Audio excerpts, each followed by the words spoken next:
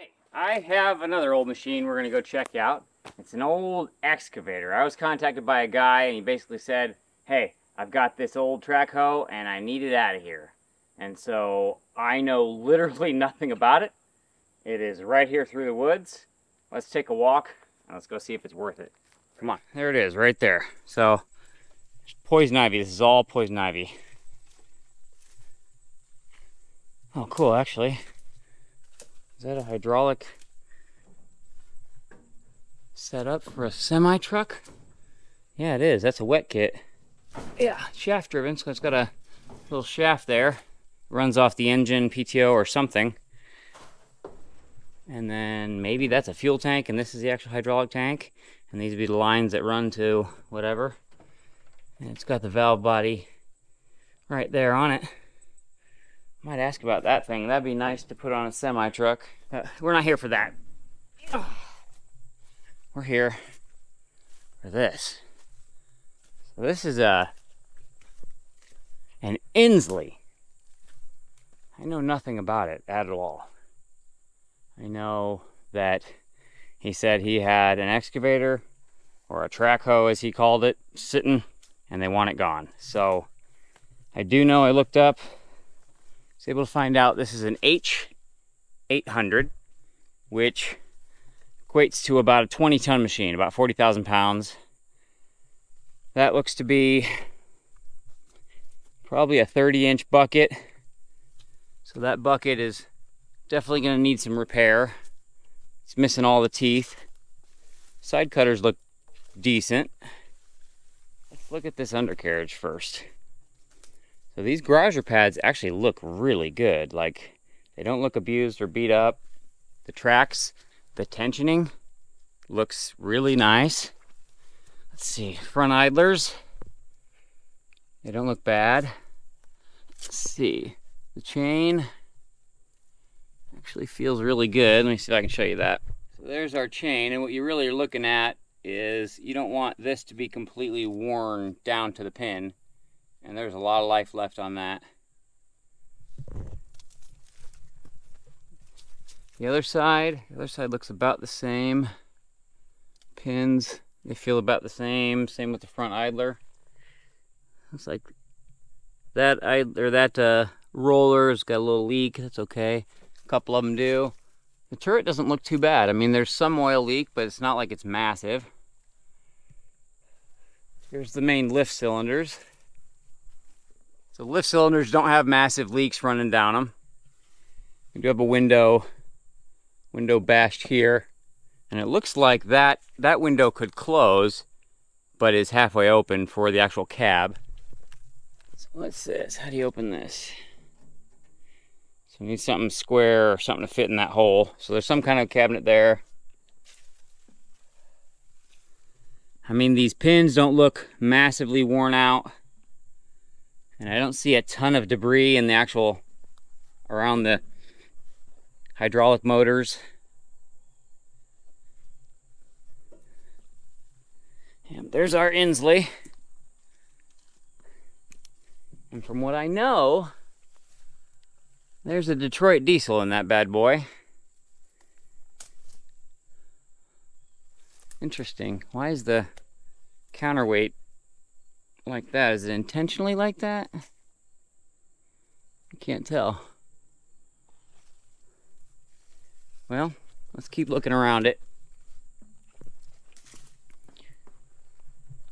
It's been sitting here a minute.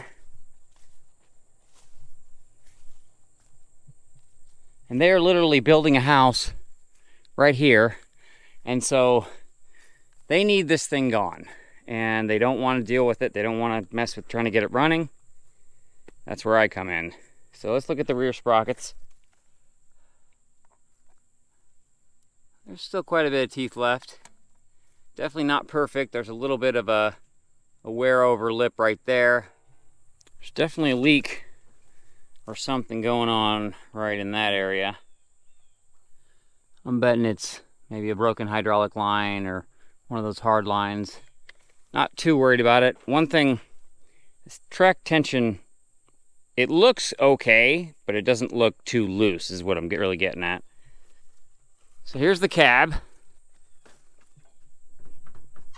Of course not. We're missing a window here. That one's good. That one's good. That one's good. These two front ones are good. That one got bashed. So the seat has kind of gone away. So what do we got here? These would be our controls. Man, look at them knobs. Is there like a button on these? Oh, there is. Interesting. Not sure what the button's for. But you got your two traverse, forward and back for each side.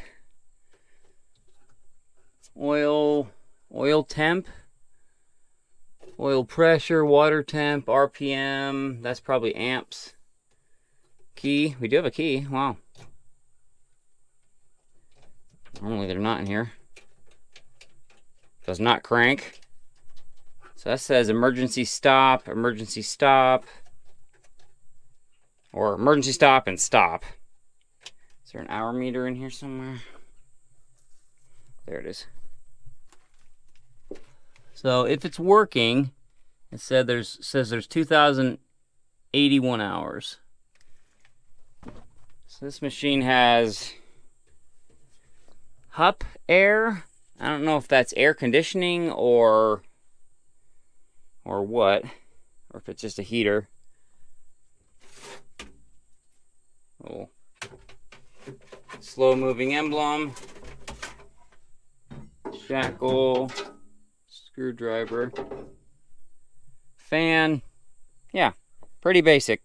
I'm betting that's throttle right there. All right, let's see if we can get into any of these.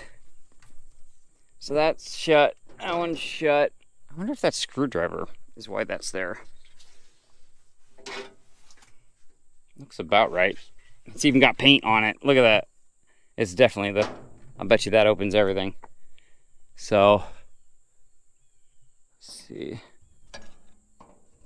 Yeah, fits in there perfect. Ha, there we go. Is that open? All right. Sweet. All right. Wow, there's a ton of room in there. So there's all, that's probably the main motor for the swing. And there's our Detroit right there.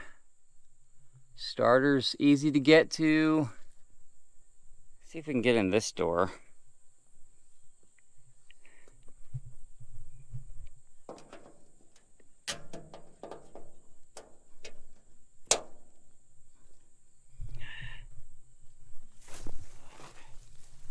There is a vine, looks like this vine here, grew up through the tracks and basically jammed this close.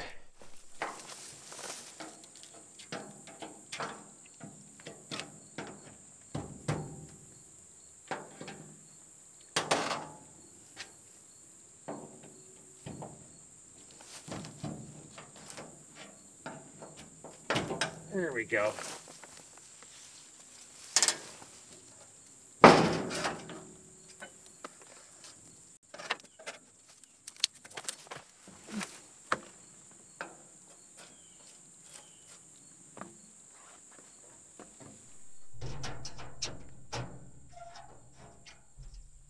There we go. There's our coolant tank. I can't see anything in it. Let's take a look with the light.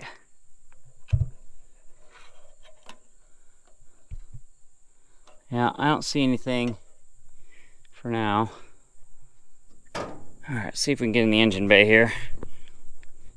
Those are locked too. It's actually a really good sign.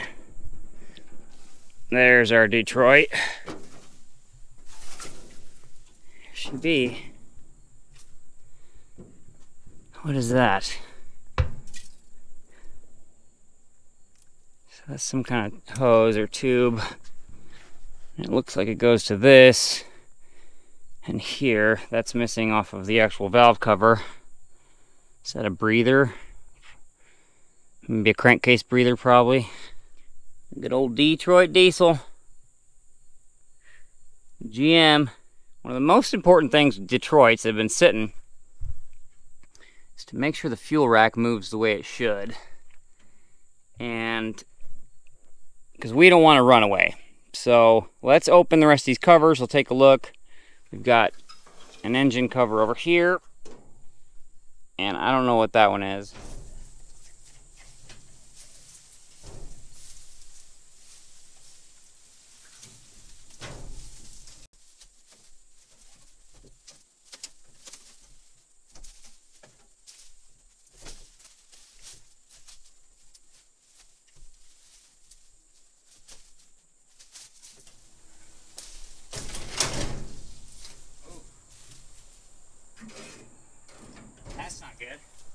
Alright, so our exhaust pipe just kind of dropped straight down. Let's see if we can get this one open.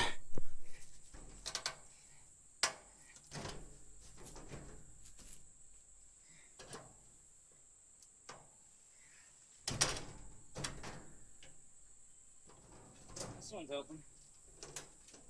Alright, so here is, I think, the battery box. I think the battery would sit here. Got like a mud flap. Yeah, old Peterbilt mud flap. Kind of maybe sitting there and battery set on that.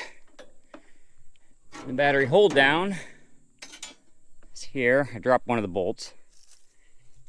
This looks like a hydraulic tank based on, that's a breather. Those are probably filters. That's probably fuel right there. Let's check that.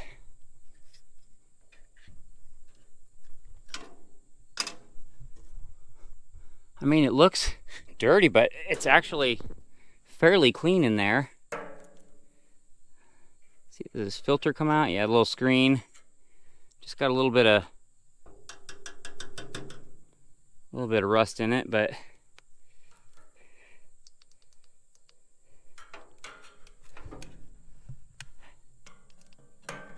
there's fuel down in there.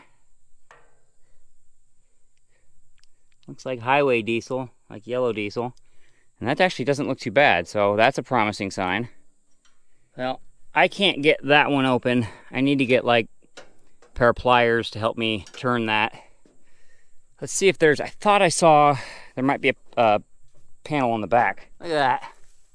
Man, companies don't take the time to cast stuff like that anymore. H800, that is literally cast into this counterweight. I think this opens. Yeah, it does, right here. There's two of them. Sweet. There's our Detroit. So far, it's looking really good. So it looks like the engine has like some sort of a PTO or some sort of a clutch system. Because inside here, I believe this lever here engages and disengages the engine from the actual hydraulic system. So these here look to be the main hydraulic pumps. Is this open? It does. Okay. So yeah, there's two hydraulic pumps here. Three, actually. And there's our hydraulic gauge. So this is a glass gauge, and I see hydraulic oil. I think I see it. Let me grab a light. Oh, I'm wrong. It is not even on that sight glass. So there's no hydraulic oil, at least up to that point in the tank. Doesn't mean it's empty. I'm sure that takes like 100 gallons. But what I want to see, is this an emergency? What is this thing? What are you? What do you do? Oh, you're just a falling apart wire loom from like 1975. So some of these Detroits have like an automatic shutoff or a valve that shuts off in this blower to eliminate air in case of a runaway situation. So that looks like maybe oil. It's probably oil fill. Yeah, doesn't look very good in there, but so that's that broken tube right here. If we follow that down, it goes back here, goes right to there. Okay, yeah, it is just a breather. It just ends down below. It's literally falling apart, but let's see what we've got for oil.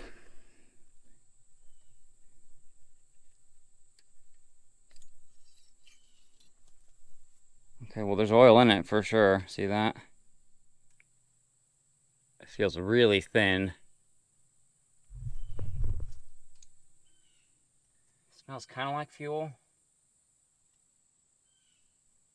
Oh yeah, we're way over. See, we should be between these two marks, and we're like up here somewhere. Let's dip that again and check it. Yeah, see, we are way up here, way up there, and we should be way down here. So we're like that much above. So that means there's either water in it, coolant in it, or fuel in it. I think it pretty much has to be one of those. I think this here, this sounds like an emergency shutoff. So maybe that's open, and then the emergency kicks it like that, and that closes it. All right, let's take this valve cover off. Take a look at the engine.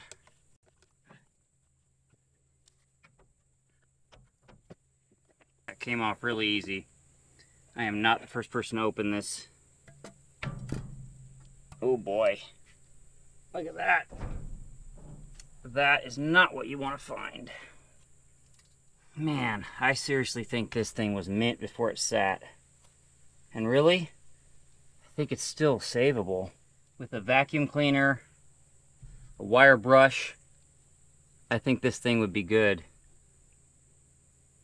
So where's my throttle?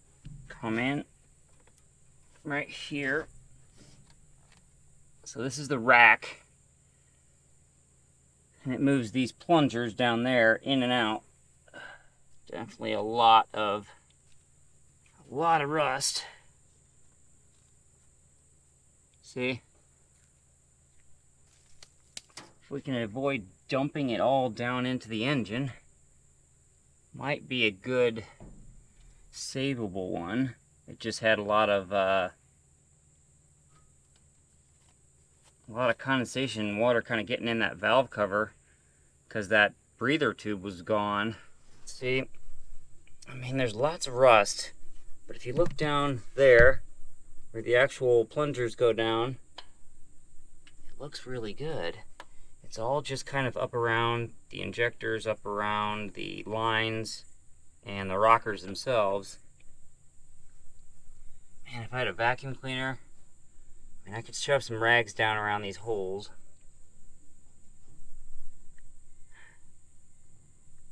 I don't want to just try and crank this thing and take all that into the engine. Man. I am not close to home either. I don't really have a good compressor with me. I do have a compressor. Look at the top of the bottom of the valve cover, the inside of the valve cover. So that breather literally just rusted into pieces over time, and that was right here, right over that. So that's where the majority of all that crap is. The rest of this is just condensation. It's savable. I know it is. I'll bet you that right there is what everybody has seen, and they're like, this is just not worth it. And then you pull the dipstick and you get way too much oil on it. Wonder if there's oil or a bunch of water in the bottom of the oil pan. All right, before we go any further with the top, let's take these side covers off because they're so stinking easy right here. And let's just look at the valve, or the actual pistons.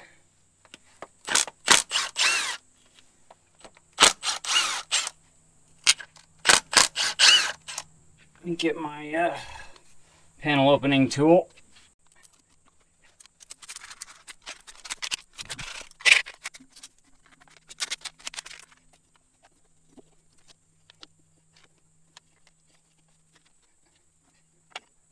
That's fuel. I think our oil might be diluted with fuel. That would be best case scenario. I definitely would prefer that than coolant. Pistons actually look pretty good, but that's all fuel. Huh. I don't think there should be that much fuel in there, right there.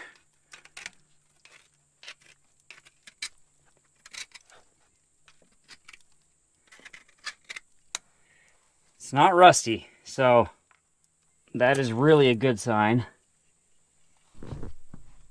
Please don't rip the gasket. Oh, I ripped it. It's just gonna have to do for now. Okay.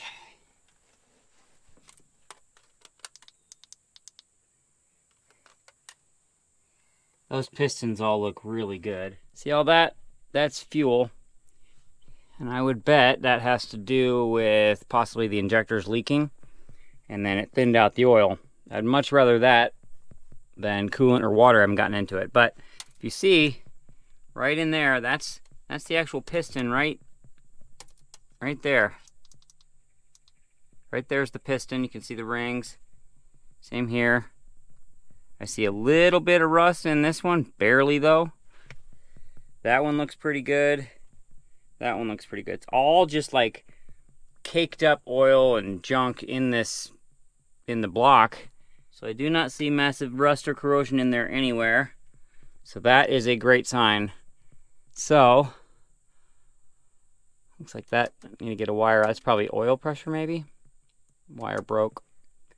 So I'm gonna put these covers back on. We're gonna go back up. We're gonna see what we can do about cleaning that with what I have on hand. I do not have a lot, but we're gonna take off the rockers and kind of see what we can do. See if we can take some rags and try and get them down around these oil passages.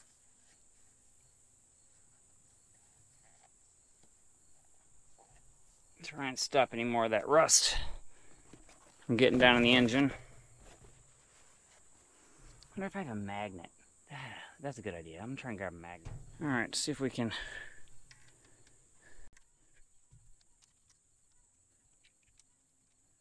It's not working all that well. Let's just keep stuffing rags in there.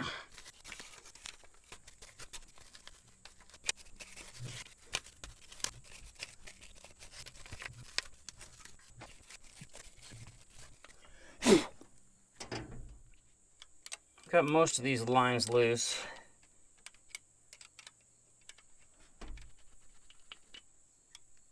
These are all the fuel lines that go to each injector.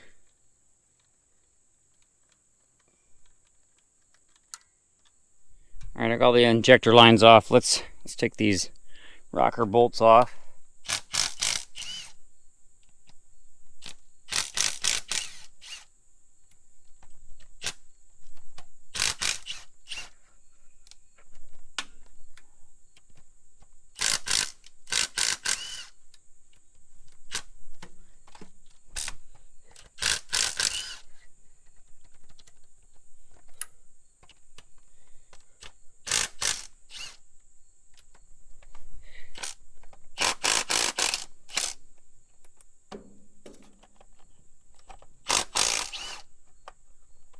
Everything is in such good condition. It's just all this rust up here. Oh, come on, get off there. Try and do this with as little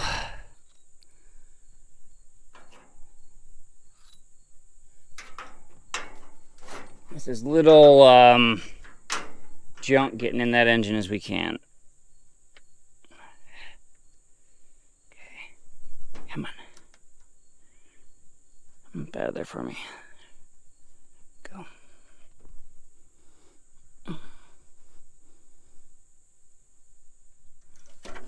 Nope. And there goes our light.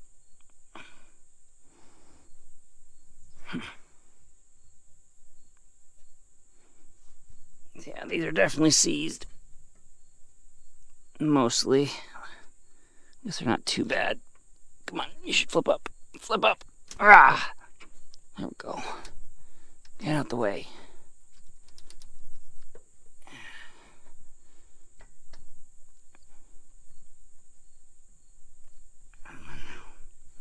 See, like this one? It flips up all the way out of the way. And these should come off. The actual valves like that. And then we got our injector bolt right there. Pull our injectors out, but I want to try to minimize how much junk gets down in this. So what I might do is get my little compressor and try and get these rockers up out of the way and get as much of that rust out of there as I can before I pull the injector.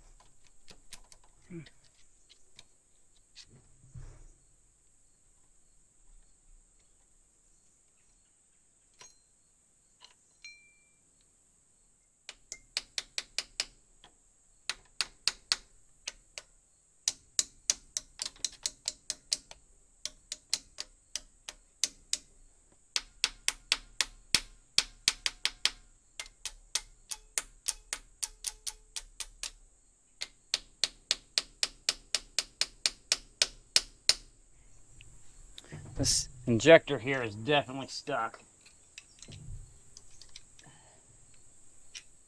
Come on, baby. You're moving a little bit. Okay. Come on now.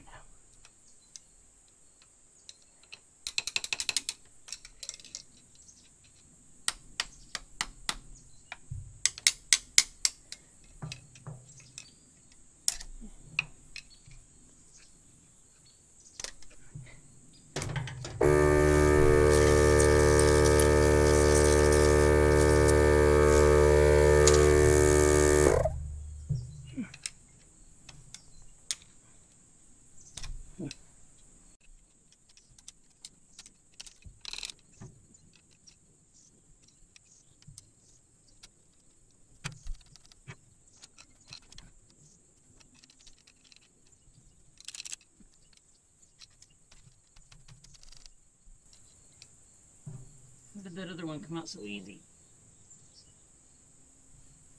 I know this thing's supposed to move.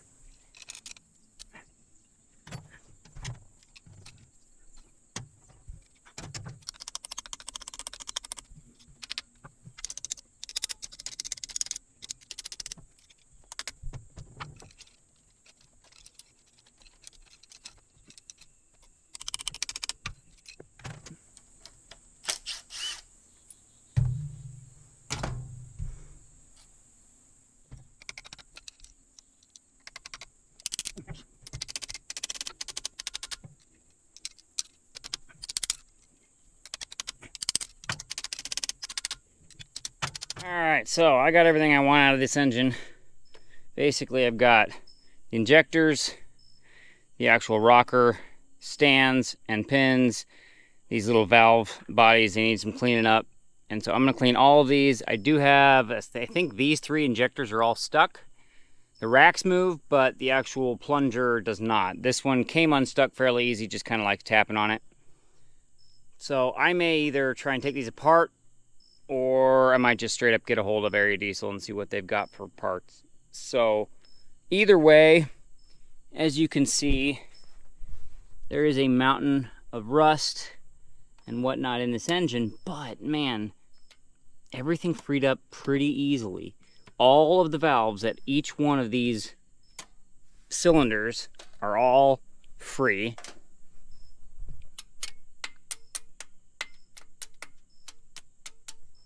They're all springing.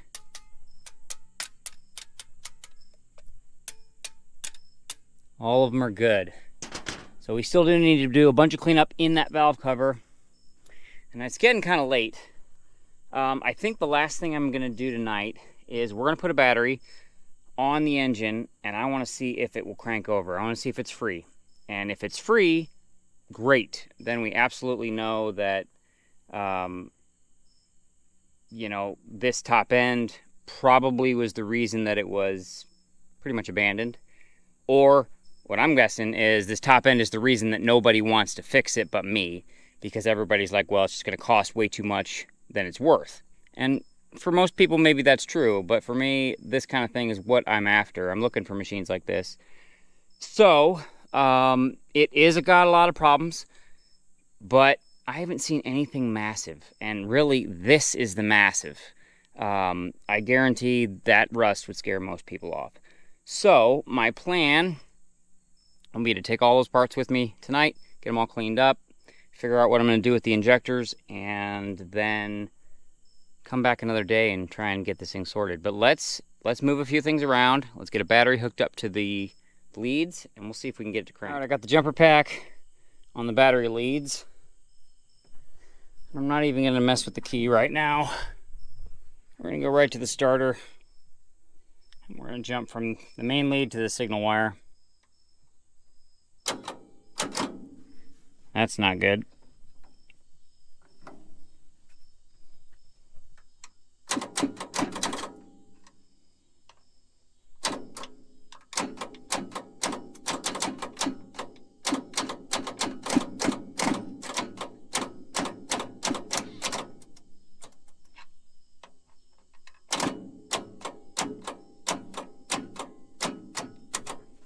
Yep, so we're stuck. Looks like our battery lead is smoking a little bit. I don't know if the positive one is or not, no. So we're stuck, so we could pull these back apart, could spray a bunch of crap in there, and we might have to, and also spray some stuff up top. The other thing that we could do, we're not doing it tonight, is pull the starter out and be able to get in there and try and bar that engine over, which I've had very good luck doing that over the years. And so luckily this is a really easy starter to get out in this location. There's 3 bolts, but I've had some that I have fought with for hours and hours. This one looks like about a half hour, 45-minute job to get it out. Maybe less. And if you're good at it, unlike me, you could probably do it in 10 minutes, but I get by. So yes, let's focus on the positives. The positives are that this machine looks to be in very good condition.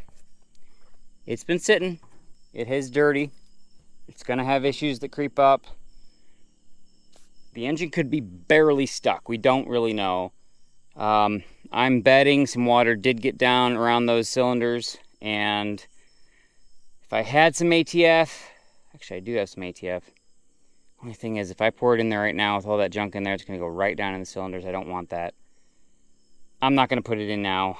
I really wish I could, but I don't have a vacuum, so we can't get all that crap out, or a good air compressor to blow it truly out. But we've got all the injectors and all the other pieces to clean. Put the valve cover back on. I'm gonna shove something in that little breather tube. But yeah, I mean, the undercarriage on this machine is great. Absolutely in amazing condition. Other than that, the boom looks like it's in good condition. It's not been really all that abused. The only repairs I've seen are right here. There's a crack that was welded here and a crack that was welded there. I can't tell if that crack keeps going or not, but either way, that's not too big of a deal. And earlier I did hear like some like hissing noise, and then there was water dripping out of this. So I don't know if water gets in that boom somehow and causes an issue, but I'm not too worried about that.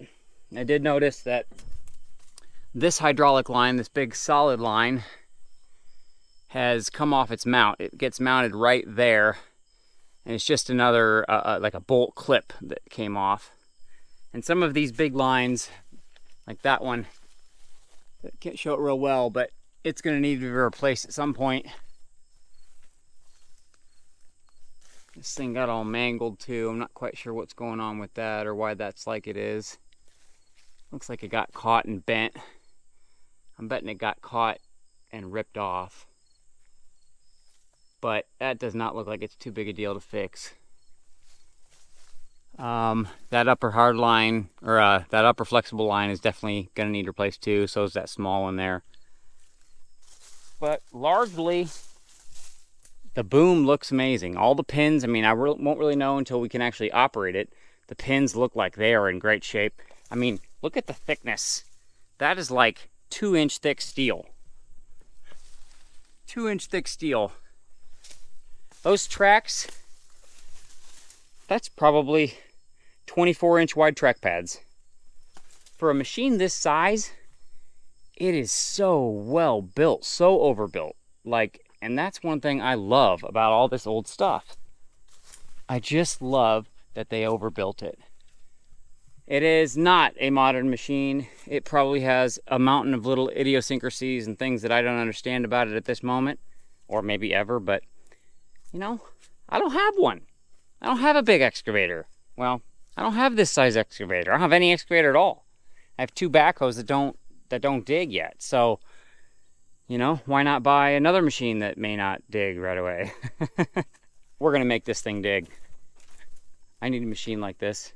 And so, I think with a little TLC, a lot of these hoses in here, they've been well protected from the elements. They're, you know, like they're dirty, they've been painted, they're kind of chipping, the paint's chipping, but, you know, there's a little leak there. Have to figure that out, but I say we come back and we basically pull that starter, try and bar this engine over, bring some big bars, bring some cleaning stuff, try and get that engine cleaned out, and go from there. So for tonight, that's all I'm doing. I will be back in a jiffy.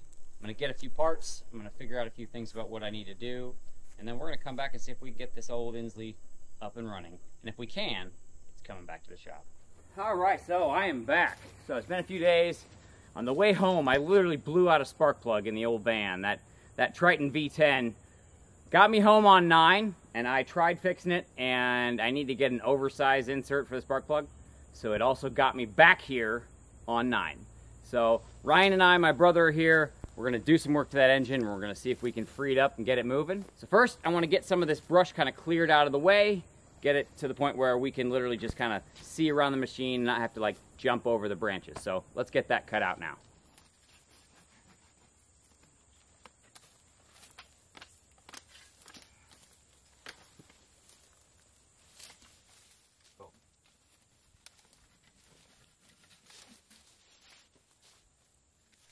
All right, I got a little setup here. We got a couple umbrellas here. Big shout out to IC Weld. He is a YouTuber that does mobile welding. And on his channel, I saw that he takes these big umbrellas with him on job sites, and man, does it make a difference. And so we set these 2 up, and we probably have it 15, 20 degrees cooler underneath there than it was with that direct sunlight. And as you can see, we really kind of cleared out around it. Made it so that if we were to fall or kind of reach over, we don't get poked in the eye. So it makes it a lot easier to see around the machine and kind of work. But yeah, doesn't have to be totally clear, because when this thing gets running, it's not going to have any problem getting through these sticks. But I am not a 40,000 pound machine, but I do want to get this one running. So let's get right into that engine. All right, so we still have all that rust in the valve cover.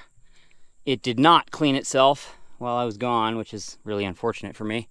But I brought a vacuum and a little air compressor. I've got a big old battery pack in the van. So we're gonna start by sucking out everything we can, trying to get it clean. And so Ryan's gonna work on that. I'm gonna jump down below him and try and start getting that starter taken apart.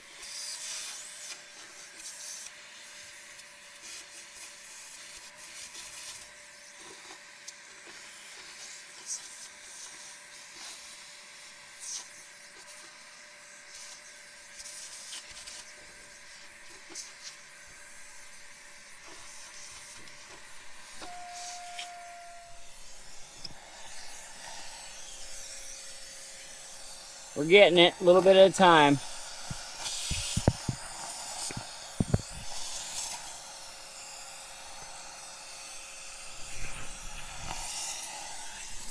All right, let's let him work on that.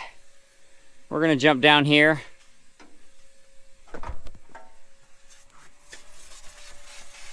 We're gonna work on getting this starter out. All right, so we got the ports open.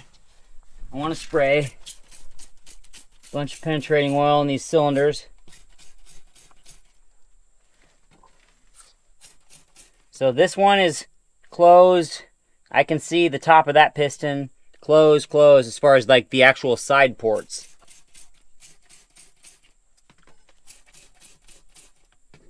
And here's our starter. I don't know if this'll, that won't do anything. I haven't put any oil on the top, but let's see if we can get any movement out of this engine. Okay. All right. See if I can get some leverage here. Oh yeah, baby, it's moving. Look at that. Oh, heck yes. Ha ha ha ha. Yeah, baby. Okay. Oh, there it goes.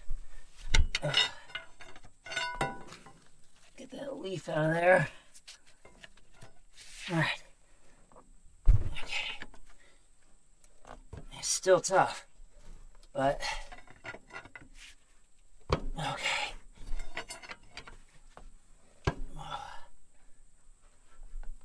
Okay. Yeah, baby. I knew it. I knew this engine was not in bad shape. You gotta get strong here. Yeah, man.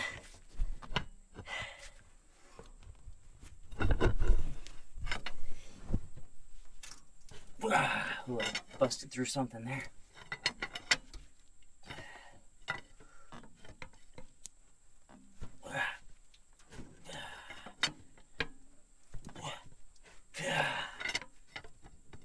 All right, I'm gonna stop. We're gonna go back up top. We're gonna clean the valve cover area a lot better. I don't want any more rust falling down into the engine. I'm gonna come in here. If you look in these ports here, you can see there's like, I don't know if it's oil, I think it's fuel.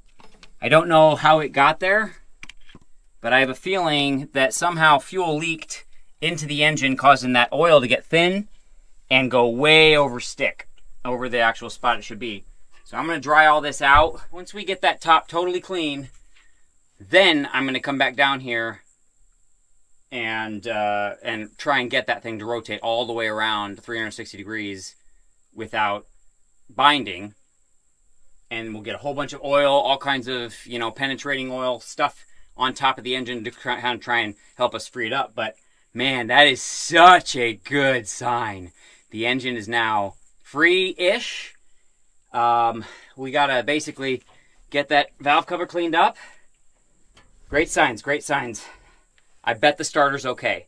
So I will test that down here before I go putting it back in. Just make sure it turns over by itself without, you know, without any issues. If it does have issues, I do have 3 starters here with me.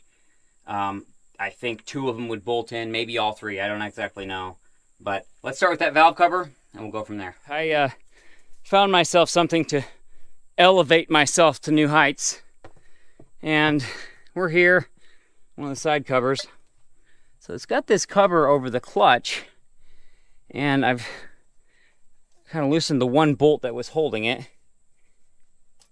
And this was half open. I'm betting that right there is how they got in to make the nest inside that flywheel housing, which is fine, but this is it's a Funk Manufacturing Company, Kansas, Coffeyville, Kansas. So basically it's a clutch, power takeoff essentially, and yeah, so there's our model number. I need to get a light in here. Let's see what we see. So think I see a Mises nest. There's definitely one like right there. Not sure where that came from. I have not checked the air intake. I do see a wasp nest right in there, mud daubers. So we'll open that up before we crank this baby. I mean, we're gonna take it off right here in case we need to put a board over it, but we do have on the actual, the blower here, it does have the safety. So this is an electronic solenoid that when you push a button in the cab, it will basically, let me see here. It basically lifts this up. So normally that would probably be down, I'm guessing. And then when the solenoid gets power by pushing the button, it goes chunk, and that closes the air valve in there. And what that does is it essentially eliminates air getting into the engine in case of an emergency. And so when you do that, it suffocates the engine and the engine can't run away. So that, I want to make sure it works. It sounds like it's working. And even the manual reset here seems fine. You just basically pull this up, close it off. So if we have a runaway, we basically want to just come in here and go, and nope, we don't want to do that. We want to come in here and go, boom, and try and shut her down. So I'm going to see if I can get a better angle in that clutch housing. So that's a grease tube, I think, because there's a grease zerk right there.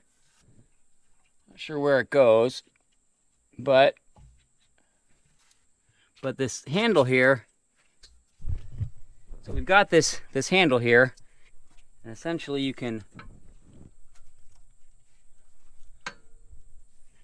engage and disengage something in there. Just throw out a bearing like right here, some kind of a bearing anyway. Try and get that soaking, and then maybe we can get whatever need to move in there. Because another option that this thing could have is that this pump, our hydraulic pump over here, could be seized. So basically the way this works is the engine is essentially just a power unit, and it runs this clutch that then is engaging with these hydraulic pumps over here. So you've got one here, one there, and one there. I don't know where each one goes. This should engage and disengage so that you can just run the engine or then engage the hydraulics. And I'm not sure the procedure for doing that on this machine, but I do know that should probably move in there. And there's a clutch fork that is moving, but nothing else is moving. So I'm gonna do a little more digging and try and figure out what's going on. All right, let's get this air intake tube off.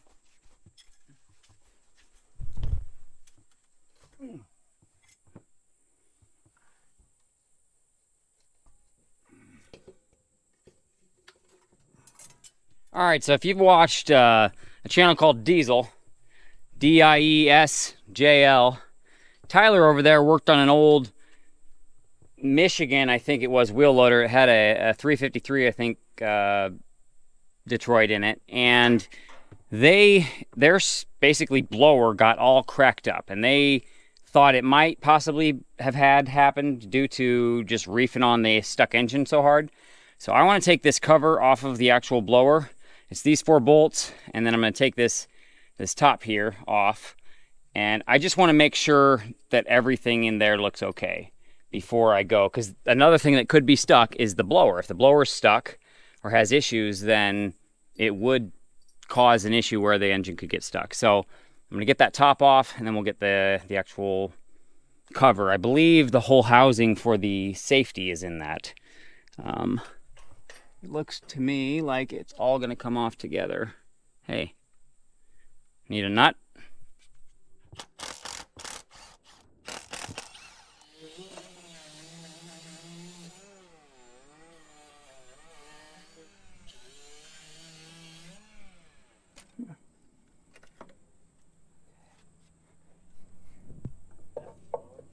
No, that's the little electronic solenoid that will close this flap.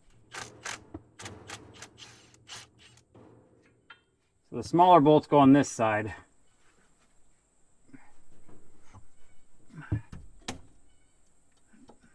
Hang on, there's a gasket.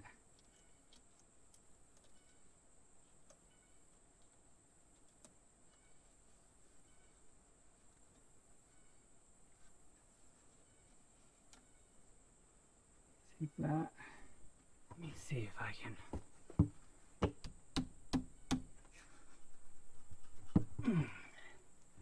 Any other bolts holding it? Yeah, there's that bolt I lost. Grab a pry bar. There we go. Oh, careful, careful.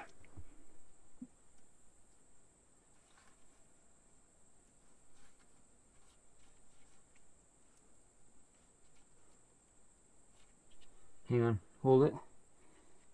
Is there a flathead screwdriver or a scraper up there? I got this. Okay.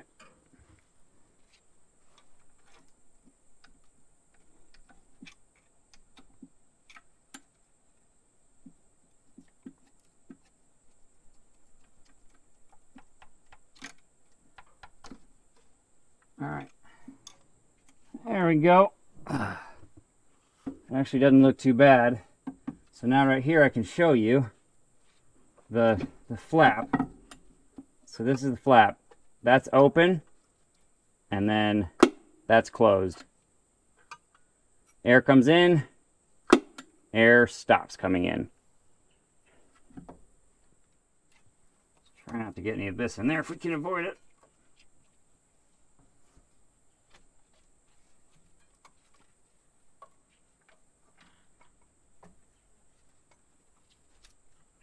Raccoon shit. Bleep. So I mean, this is not broken. I am very optimistic that this is fine. All right, so this is the blower. Essentially, these two spin and they compress the air as it's coming through. So the air will come down through the top and then gets forced into the engine right here, right through that tube. You know, the housing's not broken. It doesn't look like it's rusty in there. I think it's largely aluminum. Maybe even everything's aluminum, but I mean, it's gunky. And some of this junk, I sprayed some PB Blaster down the little flap, and that's all that's leaking out. So I'm gonna wipe this down some more. Ryan's up here working on getting the inside of the valve cover clean. And then once we get that a little closer, we're gonna start barring this baby over and really seeing what we have. So I found what might have been the cause. Inside this clutch housing, there is what would have been like a collar that would have engaged with this lever. Well, it has gone Wi-Fi and completely left the chat, and so it is not moving the clutch in and out. Well, I reached down in there, and after I pulled out, you know, a mountain of mouse nest, more mouse nest. There was like a huge mud dauber nest that I thought was raccoon poop. Down at the bottom, I found this. This is a chunk of some sort of a bronze bushing or bearing that I think would have gone around the shaft and probably literally attached to this. One of the reasons I think that we're having issues with the engine turnover is that it is binding on the pieces of bronze or brass or whatever this is under here. So if you look at this hole, this is supposed to be just like a drain hole for the bottom of that housing. And right up there, you see that thing right in the middle? That is the other chunk of this. And so I can't get it out around. It's too big. It wedged itself in there pretty good. So what I'm gonna do, I'm gonna take this grinder, and I've got it pinned in there, and I can hopefully just try and cut it in half with the actual die grinder. And if I can do that, I might be able to get the two pieces individually out, and then we can try and bar the engine over some more. So let's give that a shot, and we'll see what happens.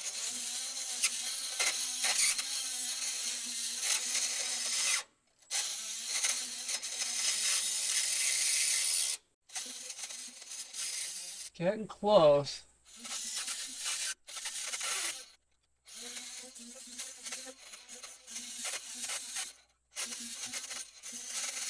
Got it, I think. There's all my brass chips. All right, now I'm gonna try and get those out. All right, after a mountain of cleaning, and there's still more that could be done. Here's what we got. Got these rockers all looking fairly decent.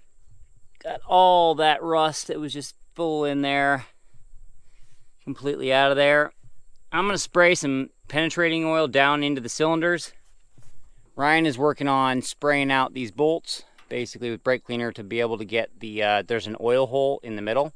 See, it starts right there and comes out on the side of the bolt, and that puts oil up and through the actual rocker assembly and rocker arms.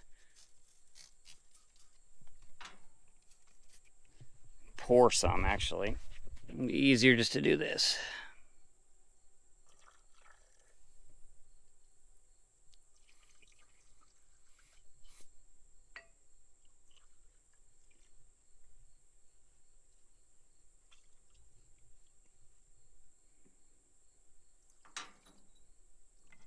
You can see we got some penetrating oil coming through there. There's some leaking down there. My light just died. Got a bar on the flywheel. We're both pushing, so. Ooh, there we go. Got to go a little further with this one.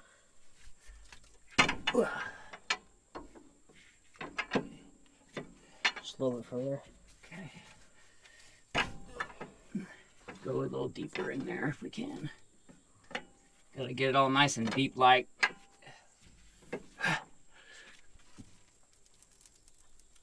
Come on, baby.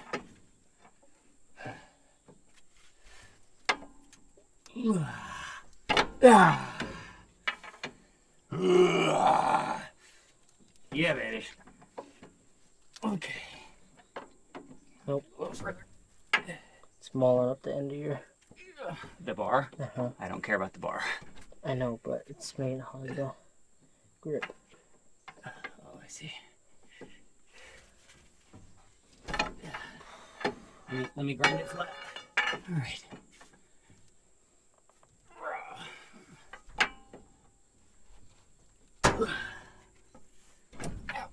You alright? I'm good here. It's just a thumb. God bless me with two.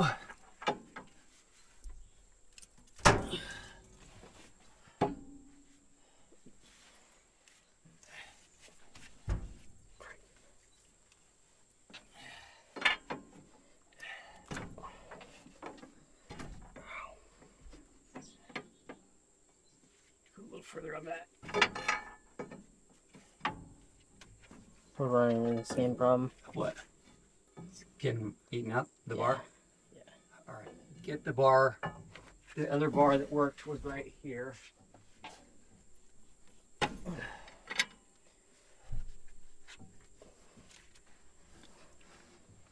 Let me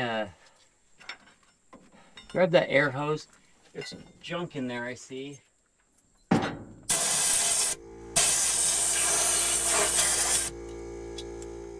Alright, repaired tool. I go lower.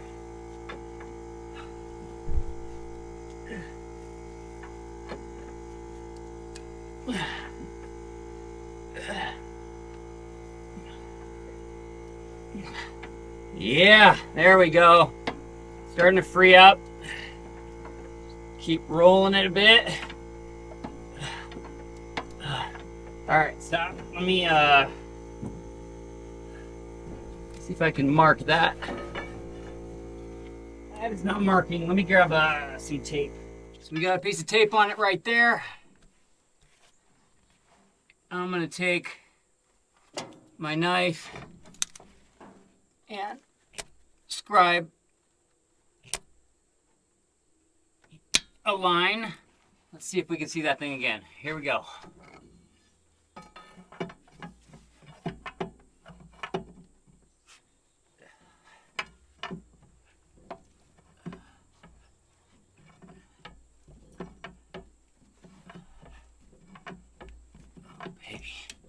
That is going, hang on.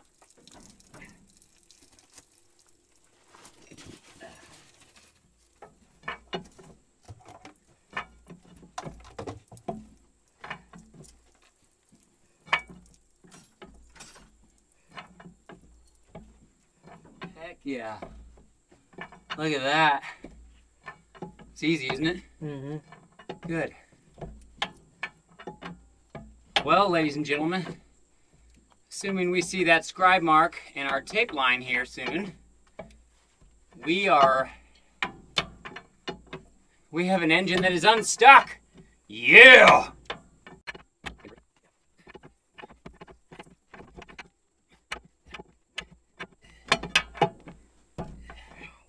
Right? Yeah. Keep your thumbs up. How dirty that flywheel is. All that junk that was down there.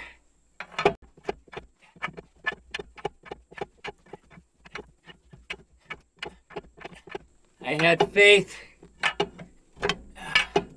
This would be a good one. I still have faith.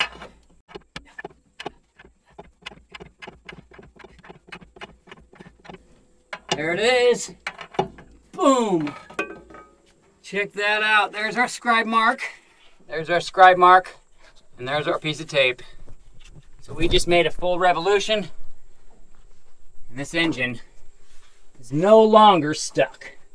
Yeah. All right, check it out. There's our blower. And those babies are spinning. You can see the fan. Fan is turning. Blower's turning. Engine is turning. So I'm gonna have him borrow that over a few more times. So this is the bronze piece that I pulled out, and I was able to take a die grinder and cut it twice. There's still a couple pieces in there, and I have a feeling that this is basically like a bushing that would go around the shaft in there to basically be able to move the clutch or engage or disengage this clutch here. So far those are the two pieces I have, but I'm pretty sure part of the reason that it was stuck is it was binding on one of these pieces down there in that housing. So I got most of it out. That is definitely something that has to be fixed at some point. And I was told there were issues with this machine. And so far I've walked around it. I've looked at it. We've been through the engine. We've been through kind of looking at everything. And I haven't seen any real reason why it should be parked. It never got tight like it did that second time. Sweet. So yeah, I'd say go around one more time. And then let's just start reassembling. And we'll test the starter. And we'll see if we've got a runner. So, like I was saying, we've been around it looking for issues. I was told that it was parked because there was a problem, and he didn't know what the problem was. His dad had told him that. My guess is that for some reason, and I don't know why you would need to disengage the hydraulics from the engine. I don't know enough about this machine. I do think they might have the manuals, so I might try and get those, but I don't know. My bet is maybe these got stuck and bounded up and they never could get it started again, or the plan was to start tearing into that, and he said that his dad couldn't find parts, or parts were hard to find, and they may be. I don't know. If you've got any parts for a Funk model 282130 spec number 7870, I would absolutely be interested, because I might need some parts for it. I might be able to make this bushing out of bronze on the mill on the lathe, but at the end of the day right now, that's not going to be what I'm going to worry too much about, unless I absolutely need it. But I think I could get a bar in there if it's disengaged from the hydraulics and bar it over, but I'm not totally sure. So yeah, like I said, he's borrowing that engine over. I just want it to make a few revolutions, kind of clean up those rings, clean up the walls and the cylinders, and then we are literally gonna start bolting all the injectors back in. We got those all cleaned up. I'm gonna put the blower housing back together so that we have that shut down for the air. So I cleaned out this gasket, cleaned out this blower, or this isn't the blower, I guess. I cleaned out the air valve.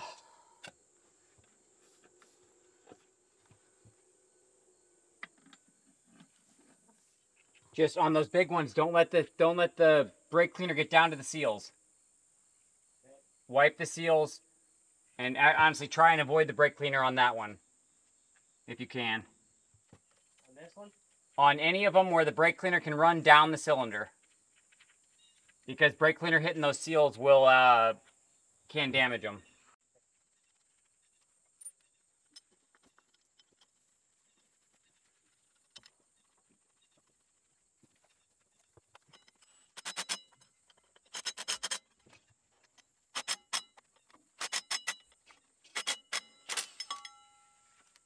All right, got that back on. So now we're gonna work on the starter. Before I put the injectors back in, before it can run, I really would like to turn it over with the starter first. So we're gonna test the starter real quick. I cleaned out these, got all that liquid out of there. There was like, it goes down to like right here in that cavity. It was full of junk all the way up to there. And so I got most of it all out of there. There's still, I think there must be a massive fuel leak. I don't know how fuel's getting in to the engine, but it's yellow. The fuel that I tested the other day when I looked, it's yellow, it's not red. So I don't know how it's getting in, but I definitely think that might be the thinning issue with the oil, not sure why.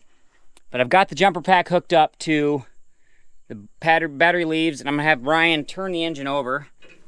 And we've got the starter sitting here.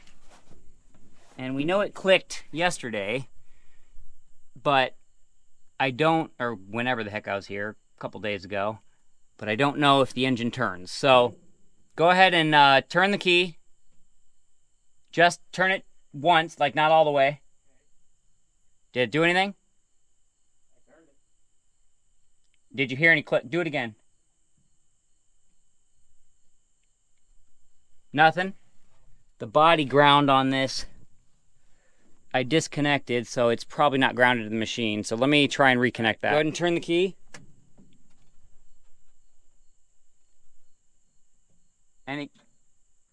There's the click. Okay, now go ahead and turn it like you're gonna start it. Yep. All right. Beautiful. We know the starter is good, and it was just the engine was locked. So I'm gonna get that starter put in. We're gonna throw these side covers back on, and then I'm gonna just crank it over without putting the injectors back in or any of the stuff in here. So that way we can just make sure the engine is totally free with the starter, and then we'll go putting the parts back together. Got the starter back in, and we're gonna crank it over and see what happens. Go ahead and give it a crank. Yep. Oh, yep. Okay, turn it back. All right, we need battery power. Get this plug back in. Okay. All right. Now, crank it over.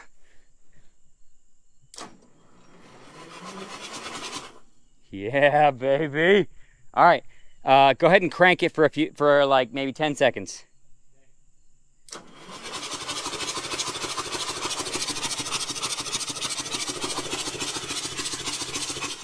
All right, sweet.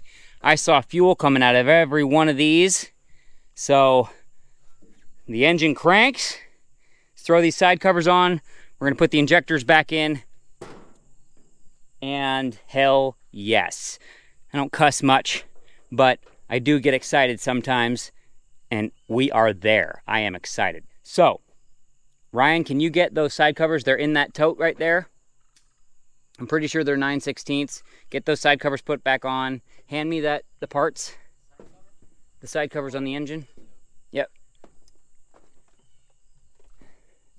So we took the injectors, the rockers, and all those things back to the shop. Let me give you this. And we cleaned them, and they aren't great. But let's see, for instance, which is the one.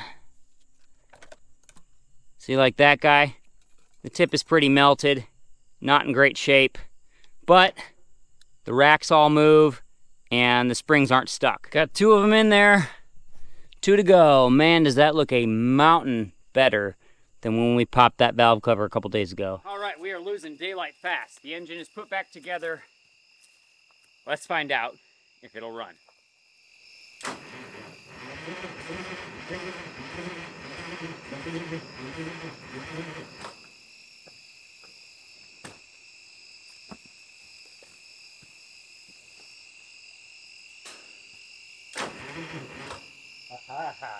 It has a start button.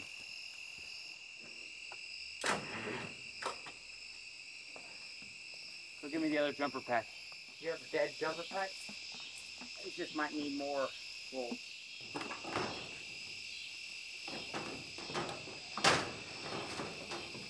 Alright. You start from the cab, but there's also a starting button over here.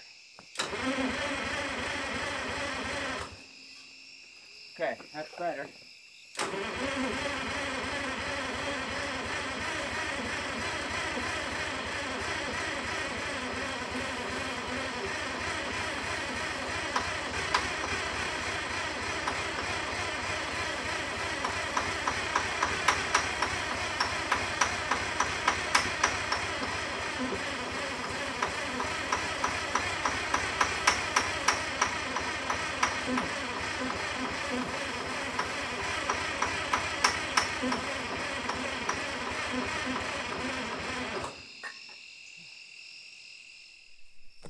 The engine cranks over, giving it ether. I'm not getting anything.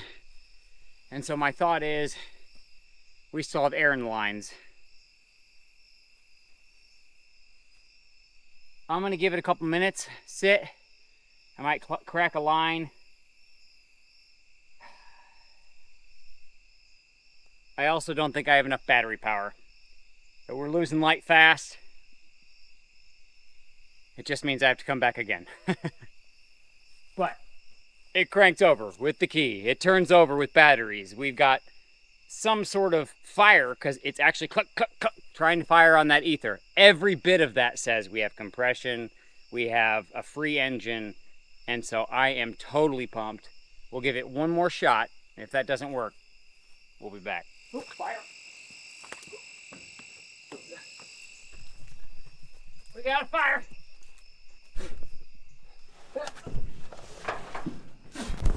Oh, baby. Nothing a little air can't fix. That is getting a bit hot. That's one of the jumper pack leads. It was just a little fire. All right, so got its crank over, had a little fire. No big deal. I'm gonna try it one more time. Let's just see what happens. I think I need to bring more battery power and actually some good batteries, not just the jumper packs, which is all I have. But let's try it again. I definitely think we melted that a bit. I think it's still connected, so see if I can get it on the starter. Yeah, it's still connected. I can hear the clicks. The other thing is, do we have the fuel on? Let's try like that. All right, let's try that.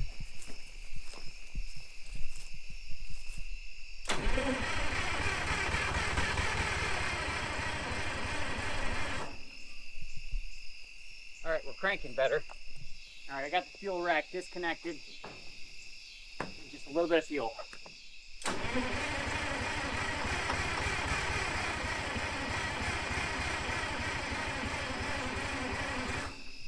Okay, I got it full fuel. So this should be scary.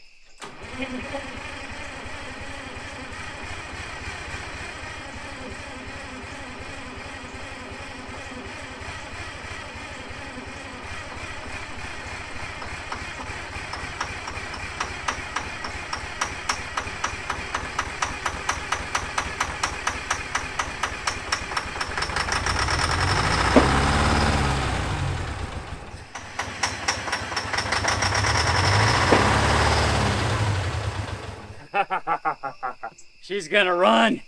Heck yes.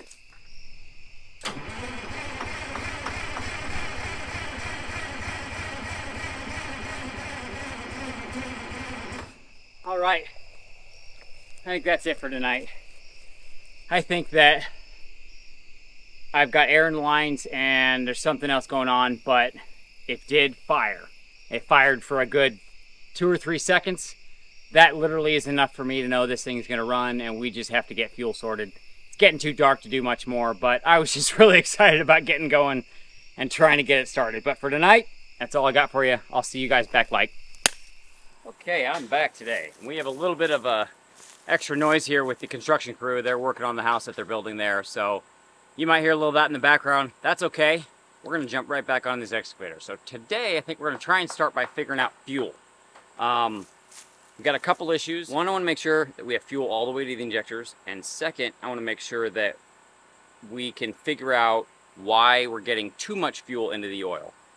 It should be here on the dipstick with oil. We're like way up here.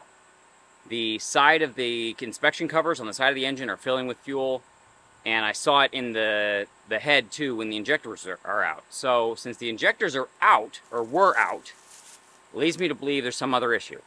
There might be, so the fuel pump itself is a gear pump. It's got a drain hole. The only way that it can leak into the engine is if that drain hole, first the seals have to go bad. They go bad, and then the drain hole gets plugged, then it can go past another seal into the engine. So I think that's what's happened.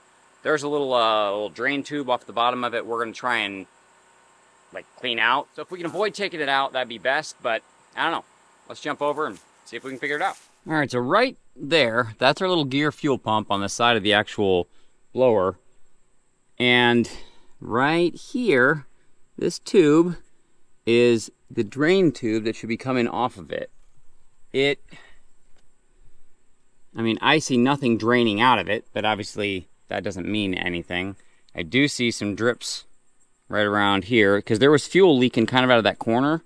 And I don't know, that kind of would make sense that it would basically feed back into the blower and maybe get down in there. I'm not exactly sure how it's getting into the oil. I think it's got to go through here. But when we had this cover off, it was dripping fluid. Not ridiculously, but bad enough that I noticed.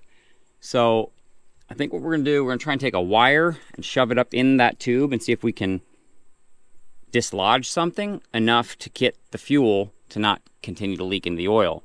Because the plan is to change the oil and get some better viscosity into it before we go running it too much. I don't want to do a ton of that yet, but let's just mess with this for a minute and see what we can do. I also want to kind of get, so this is the remainder of the breather. See if we can yank that out of there. We don't need that anymore. So, I think this is a block heater cord. Yep. I got some pig mats down below. See if we can't give this little pump an enema here.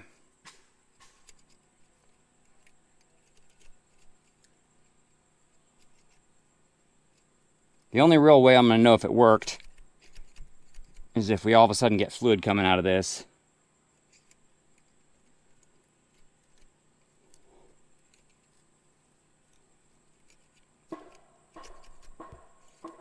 Which I don't see any. All right, what's it going to take to get that out of there? So to get that out, I've got 3 bolts on the pump. I've got 2 fuel lines. Probably should take the dipstick out, maybe move this. Can't tell if that's an oil or a fuel line. That might be a return line. So, need to get some numbers off it. All right, so I figured out that this is a right-hand pump. It's got this like CK5 on it. I don't know. I did pull this little tube off, wasn't able to get anything to come out of it. So I'm not sure if that's good or bad. I'm not gonna mess with it now. But one thing I do want to check real quick, I want to see if this works. This is the basically little electric motor that engages the safety. So you would do that and it would basically shut off air. And so to reset it, you push this back, that opens it up, put that there. So to test it, we're just gonna ground this side of it.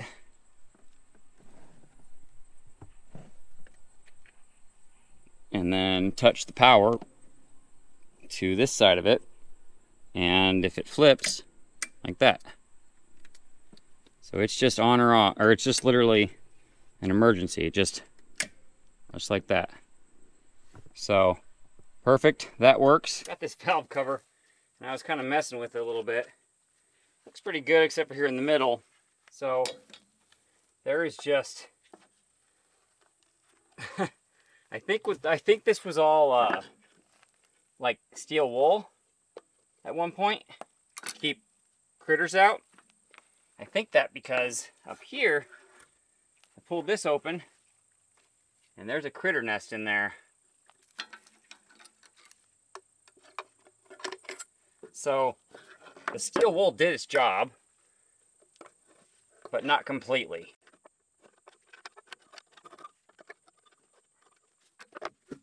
Look at all that.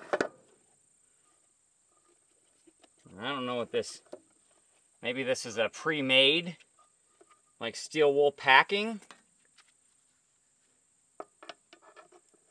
Kind of what I think. This is the other portion of it. There's some of that critter nest. Alright, I'm going to clean that out a little better. Try and get that so it doesn't go right down in our engine. Look at all that. That was all right above the valves.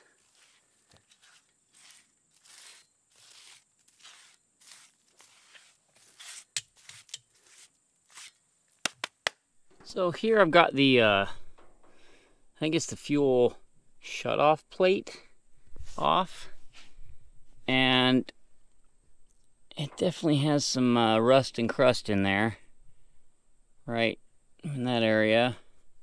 There were only 3 of the 4 bolts holding it. Can't tell if that one's there or just missing. Might be broken, but essentially this linkage here was frozen up. I got it unstuck. This is the linkage that goes back to the cab for the throttle. So that's kind of important. Now we could disconnect it just to get it started. And then the shutoff solenoid works, just only works when you disconnect it from everything. So I'm gonna get in here and kind of clean some of that up. Basically, I'm just trying to go through this thing, trying to find little things that I can do to fix so that it can get it started. So some of these small things like the throttle cable, fuel, making sure you can get fuel, making sure fuel's on. Those are important things because you can try really hard to get something started, but then if you just don't know that your fuel's off, you'll never get it running. So got it all freed up. Should move that easily. Just like that.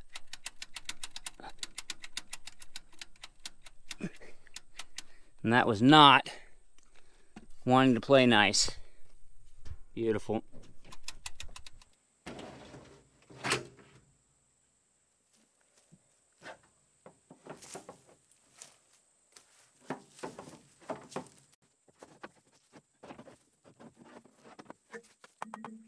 So I work on a lot of old junk. A lot of old machines have been sitting.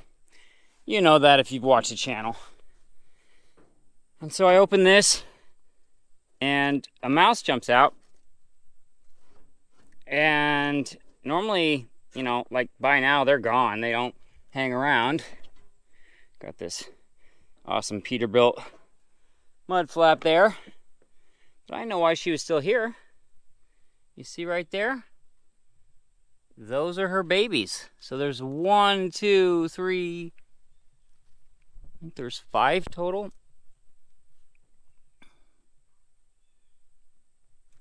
1, 2, 3, 4, 5.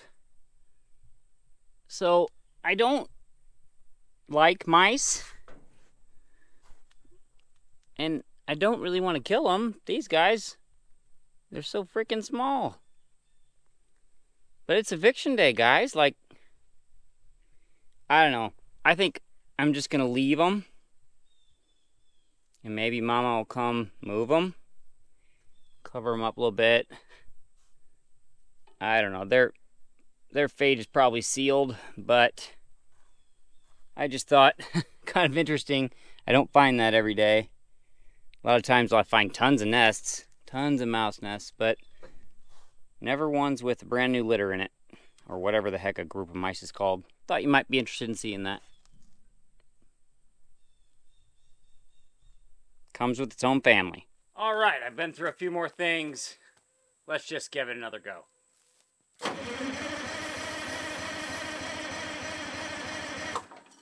need to take off the breather, get the air filter tube off. All right, got my stop block, just in case the emergency stop doesn't work. So, there we go. Let's try it again.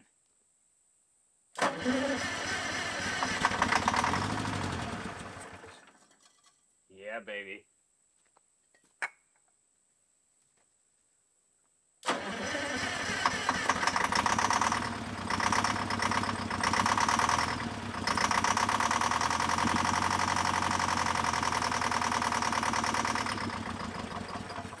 All right, well, that thing wants to run. Now I got to figure out fuel, so I don't know if we're getting it. I'm kind of thinking we're not, because it's just only running on the bottle. I need to look in that exhaust, see what's going on in there.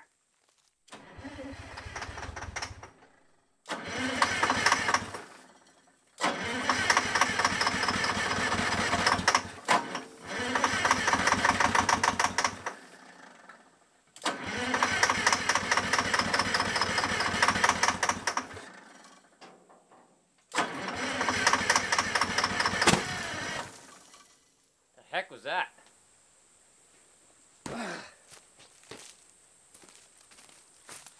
I think we just blew a hole in the exhaust.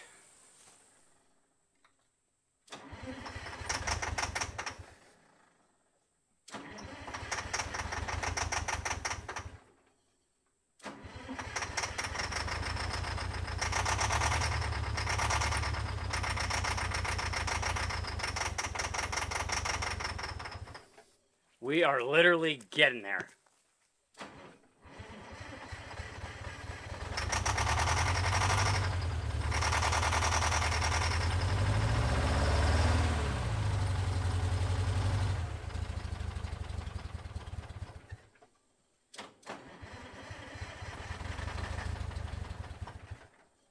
It ran on its own power.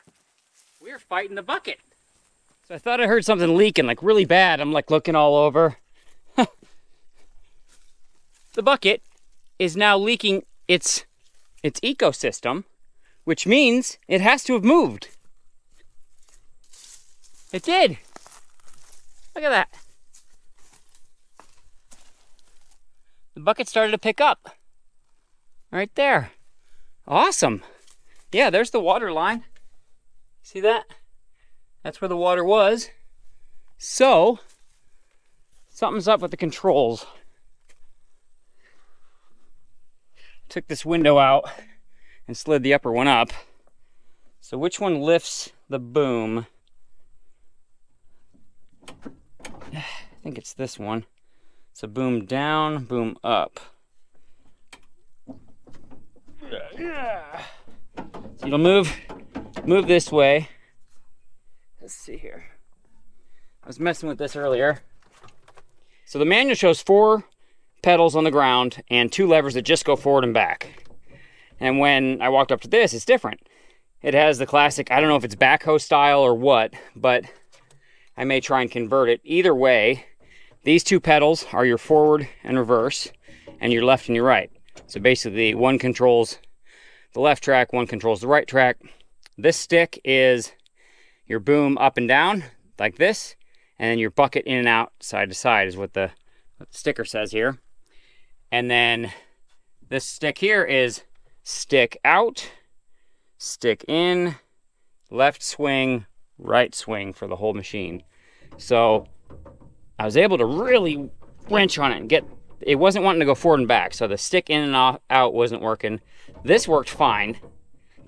So right there feels like nothing. And if you look, this one is way more this way, which would be boom up. So let's see if we can adjust it.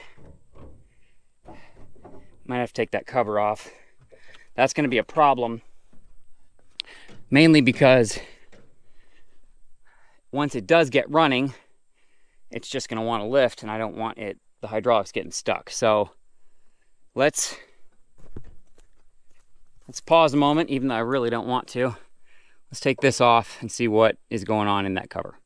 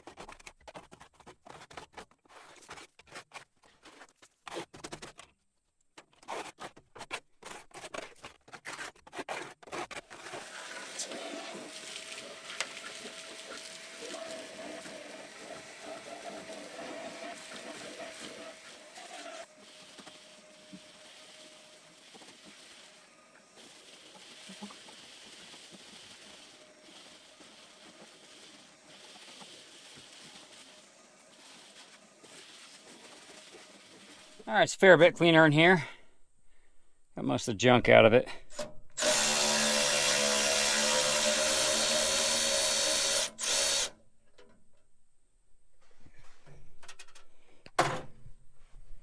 All right.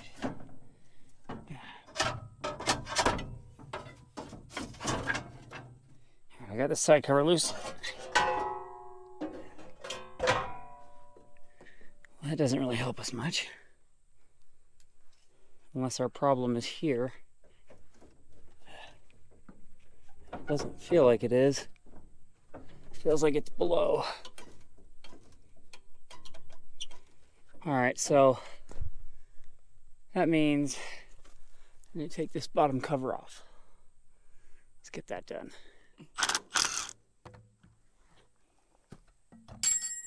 Only got that one bolt in the corner, one here.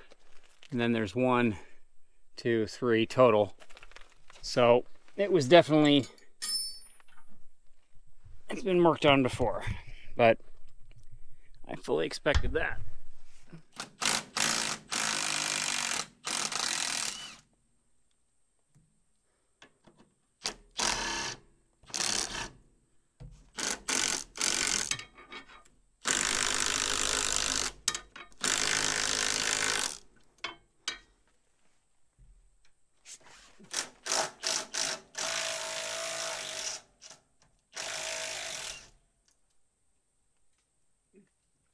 It's gonna rain down stuff like crazy when I take this off.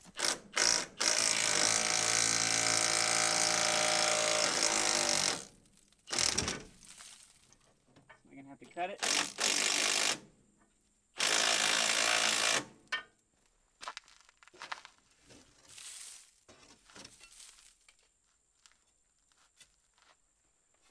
I'm gonna cut it.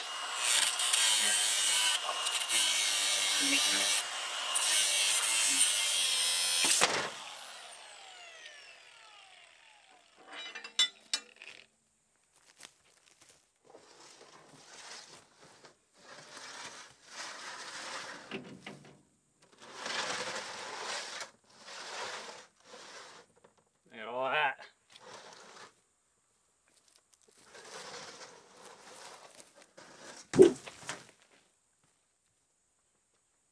Holy mother. I think I found the problem. Get all that dirt and stuff packed right around all those joints. Actually, it looks like even all of the hydraulics come back here to the valve bodies. So I guess I got to make sure if those valve bodies are the problem. I'm betting it's something up in here.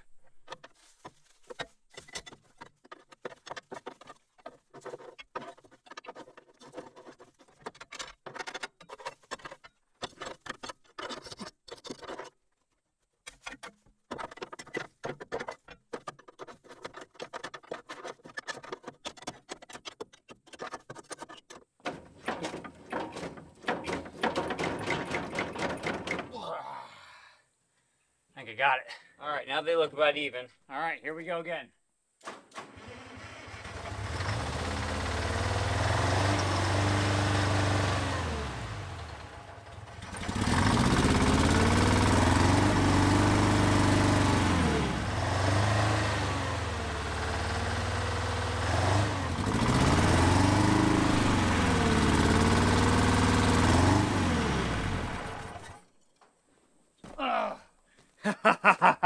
It runs, but man, it splashes oil everywhere. And I think that's largely because the oil is so dang thin. I think I'm gonna put the valve cover back on, but look at me, I'm covered in it. All right, well, it looks like an episode of Murder, She Wrote in here. There is blood everywhere. So I'm gonna show you what it does when I start it. I can almost get it to idle. I'm hoping with a few more cycles of starting it, it'll finally clean itself up. But we either have to drain some of this oil out of it, or we need to change it because it's too thin. Both, actually, but I want to try and get away with getting it running long enough that I can walk over here to the cab and see if it moves. I need this machine to track. It's got to get on a trailer. That's the goal here. So if I stand here, kind of hanging off the back of the machine, the start button is right there. So I can hit it with my foot while spraying ether here. So I got to set you guys up somewhere in this range. Try that. Let's try it without any ether. All right, so this tube is not very strong. You want to be careful with these. So full fuel is that. Off is that. Idle is something in here. So, all right, we're going to try it without any ether.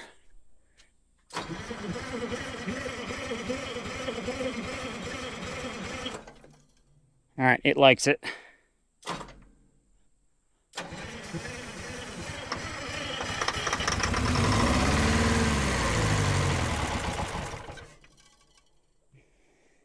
There's definitely a bunch of crap in that muffler.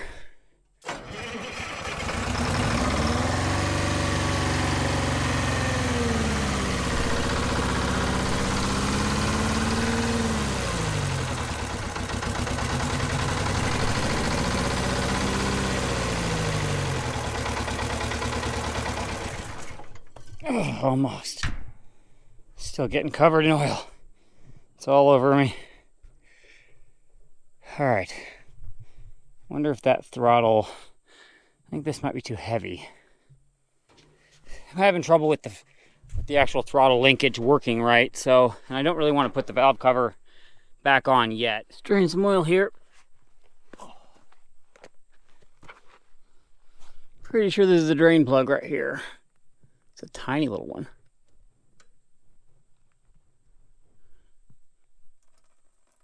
Oh, shit. Oh boy. I need more pig mats. That is so freaking thin. All right, time to clean up. All right, let's see if I can do this without making an insane mess.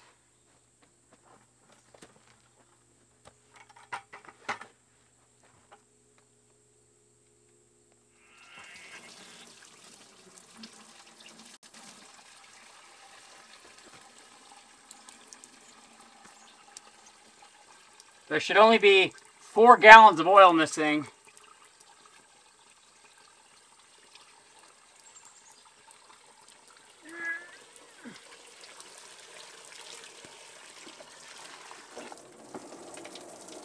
It's so heavily saturated with fuel.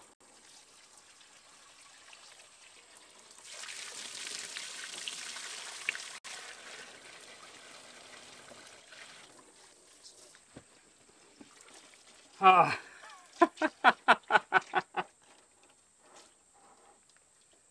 I am literally covered in it.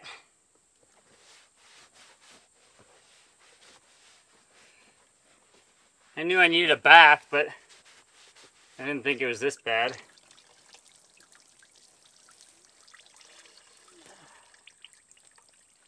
So I guess we're draining all the oil out. I decided, made the executive decision. I have a 5-gallon bucket of oil. And hopefully we can run it without Exxon Valdez up here. There was a little bit of water in it. I expected that, but I did check it. I pulled the drain plug a while back, one of the first days. There was mostly sludge down there. Kind of poked at it. I didn't get much. Normally, like when a machine sits, water will settle to the bottom. It's heavier than oil. Oil will float on top. There's probably 8 to 10 gallons of nasty stuff. Check the dipstick. Hey, we're out of oil. Maybe we should put some in.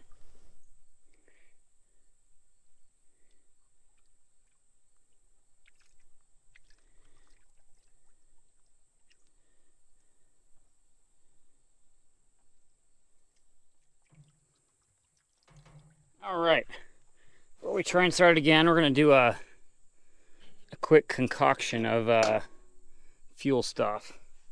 So let's go ahead and give a little clear diesel, fuel tank, and fuel cleaner. I'd say that's probably good. And we're going to do some biocide. This is to kill any kind of fungicides or whatnot in the fuel. Way too much. Perfect. We're going to do an entire thing of injector cleaner.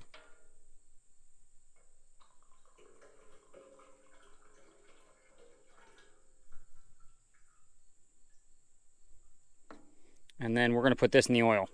All right, let's check the oil. See what we got.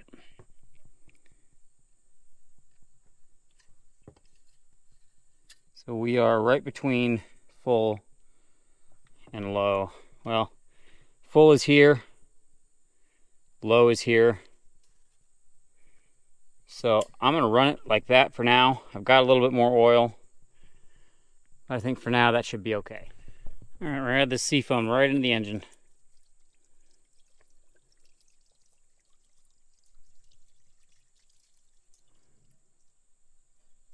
See what happens.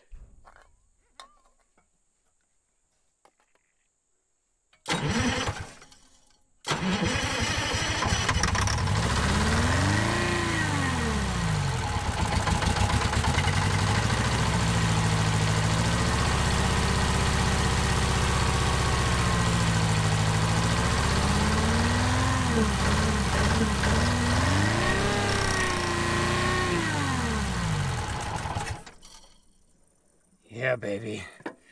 She runs. All right, one more time.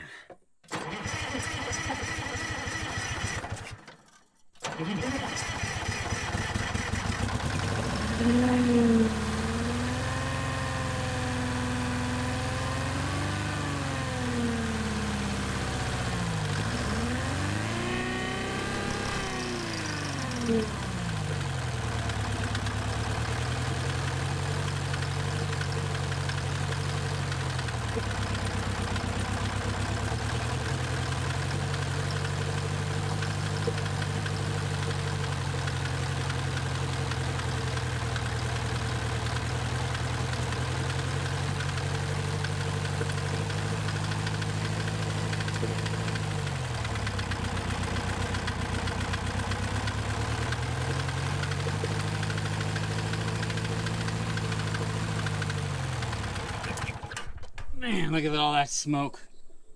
This thing is a smoky old girl. I think the exhaust is massively blocked. It just has to be.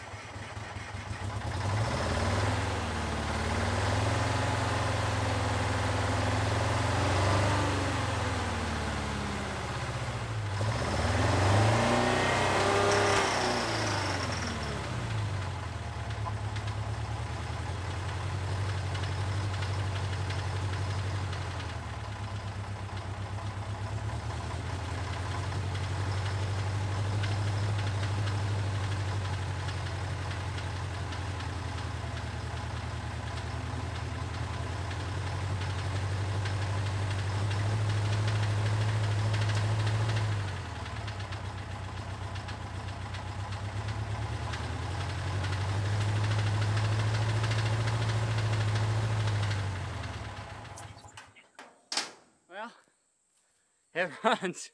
It even starts on its own.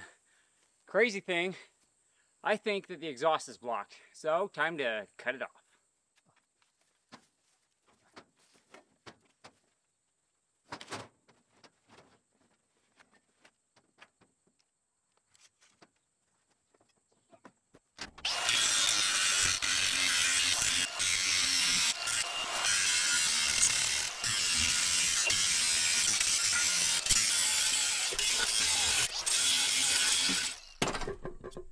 There we go.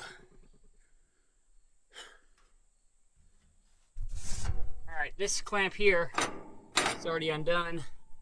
I'm going to undo one of those bolts there. We're going to pull the exhaust out that way. Dang, that wasn't even being held in by anything.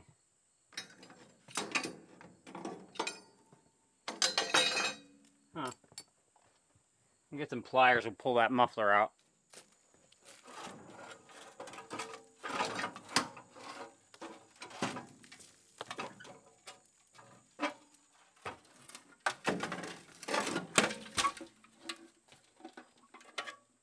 Well, I guess if this is the reason it was smoking that bad, we'll find out in a minute. It was definitely rotten. Big old holes. That side of it was gone. Bunch of dirt came out. See if it'll start without either.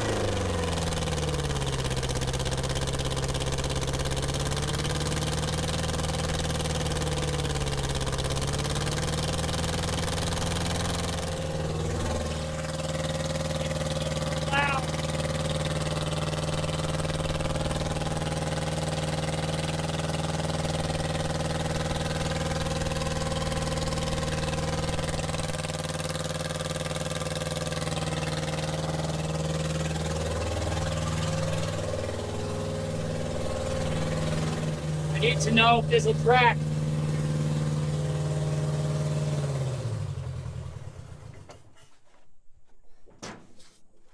Alright, it died when I tried to move it.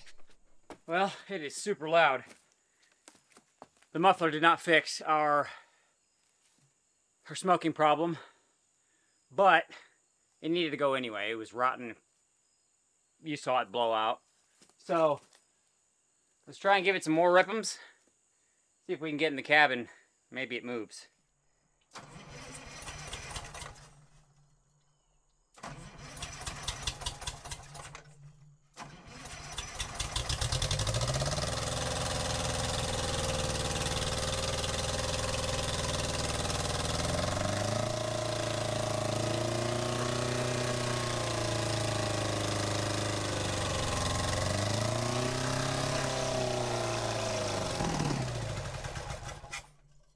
Wow, that wasn't good. See the fire coming out of that? Oh. What does that mean?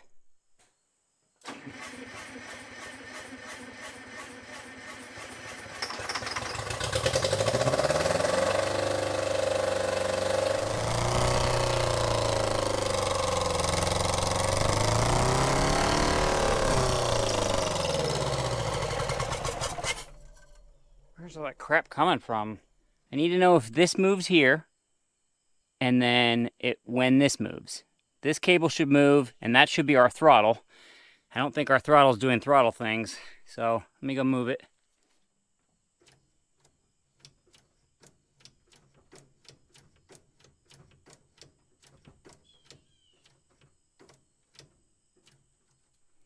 All right, as you saw, throttle cable moves, but it does not move the rack.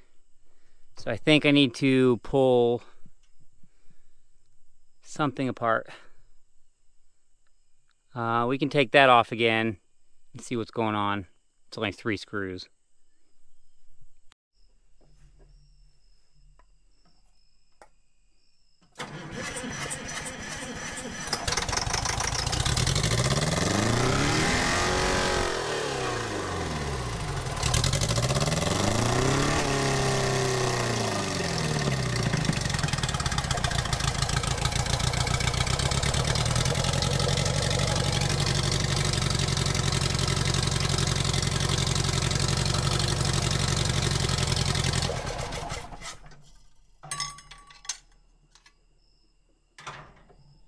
Dang.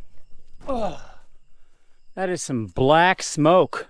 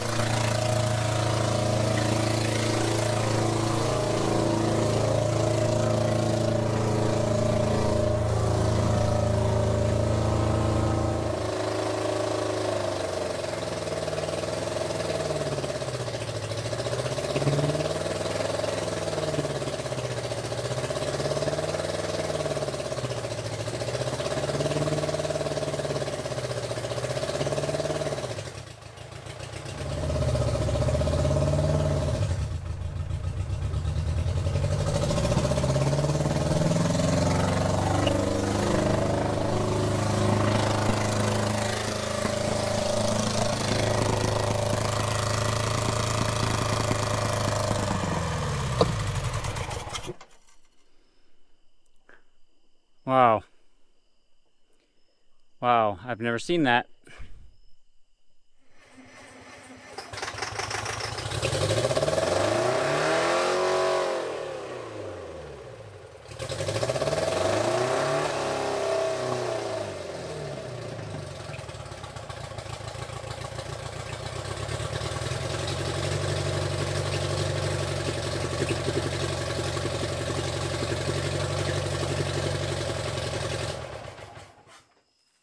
I have seriously never seen that.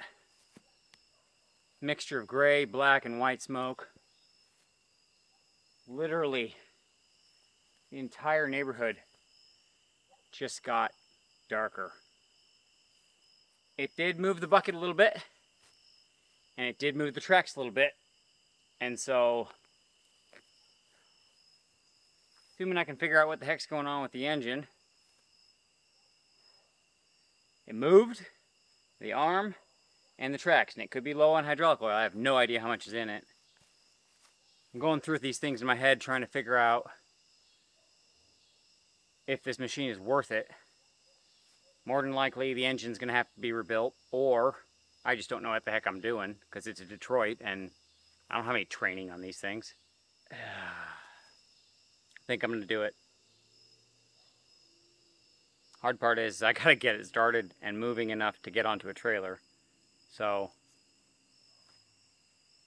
we're close. I gotta figure this out. I'm not sure where to go from here. I'll get back with you. The one thing I kind of overlooked was coolant. I checked it. There was nothing in there that I could see.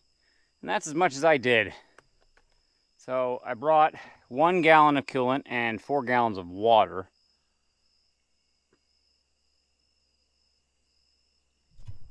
Make sure we don't have any gaping leaks. So far, so good.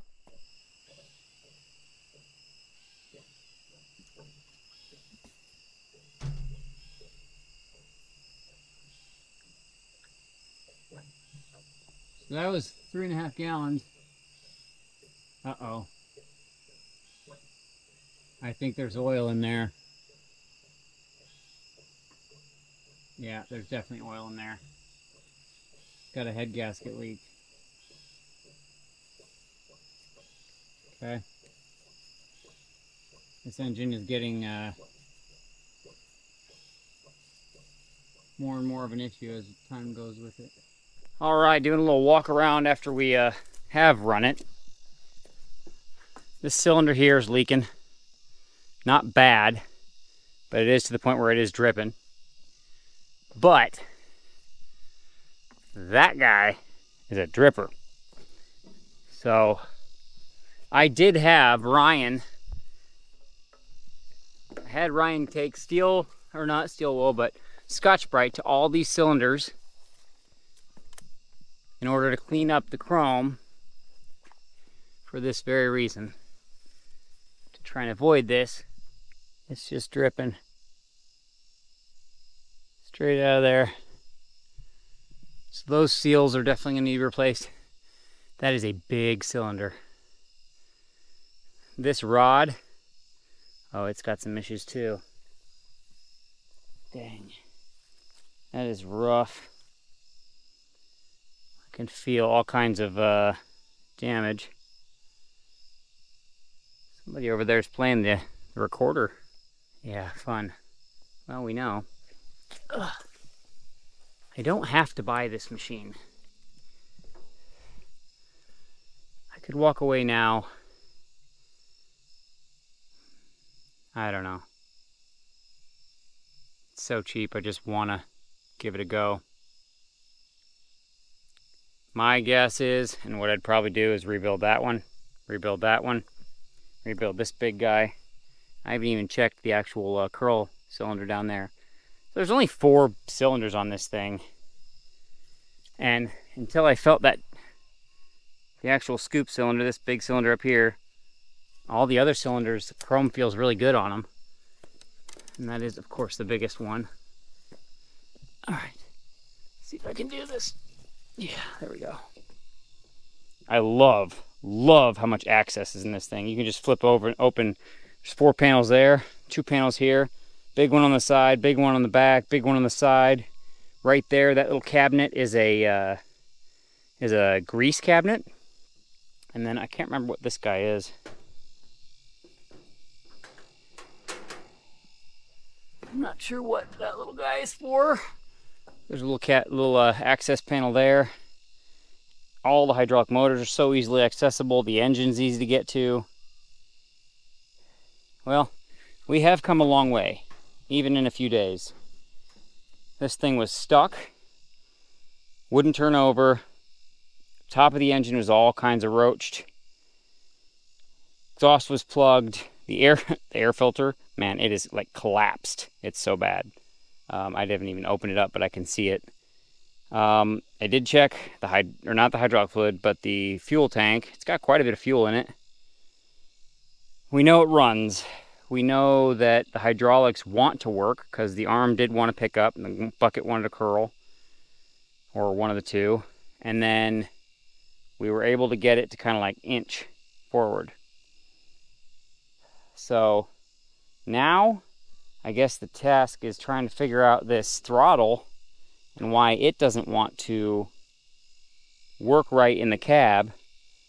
Because if I could operate the throttle in the cab, I could probably get it to the right RPM to be able to give it more. Because when I did try and track, or I did actually put some effort into the moving the actual arm itself with the levers, the controls, it died, or it wants to really bog. So I don't know. I think for tonight it's time to put things back, go home and try and figure out what I want to do with my life. Because this can be a lot of fun, but it can also really suck. It can be frustrating trying to figure out who did what it was parked for, can I get it going, is it worth spending the money on? There's a lot of factors in regards to saving this old iron, and when I first started doing it, I did not have a clue what they were. But I still think it's worth it, even if the engine needs to be rebuilt, even if there is a swing motor issue, because I got the manuals and he had photocopied a portion of the actual swing motor diagnostic, basically the repair or the troubleshooting guide, and it was photocopied in the manual, meaning he either planned to go work on it or have someone do it, or he's having an issue with it, never got to it. Don't know. There's definitely a leak right around in there, and I actually noticed now there's a side cover missing. So on the other side there's a cover that goes right over here. I hope it's on the property somewhere, because I'd really like to have that. I mean, worst case, we could fabricate it. It's not, I mean, it's not complicated. It's just one more thing to do. Got to get a window for it for there. Got to get a window for it for down here. Got to figure out how to close that window. And that's all we know right now. I mean, we don't know what other problems it may have. The levers are still sticky. I mean, the tracks, who knows? Maybe they're seized or stuck. I hope not. But running on faith here that the old Insley H-800 wants to live. I think it does. Bucket needs repair. That's another thing. It's wet. It's not really leaking per se. Needs a set of teeth. These side cutters look to be decent. I could use some of those too. I'm surprised this machine never had a thumb. I really am. I mean, there's no welding, no grinding on that stick. But, man, it's such a heavy built monster. And that's why I like it. I like how heavy it is. Especially for its size. It's only 9 foot 10 inches wide, 9 foot 11 inches wide, something like that. It's about 32 feet long from tip to tail when you curl this all the way in and lower the boom. Well, for tonight on the old Insley, that's all I got. It's still here. Nobody took it, so I guess I have to deal with it. We'll get the valve cover off and we'll see what area diesel service sent us.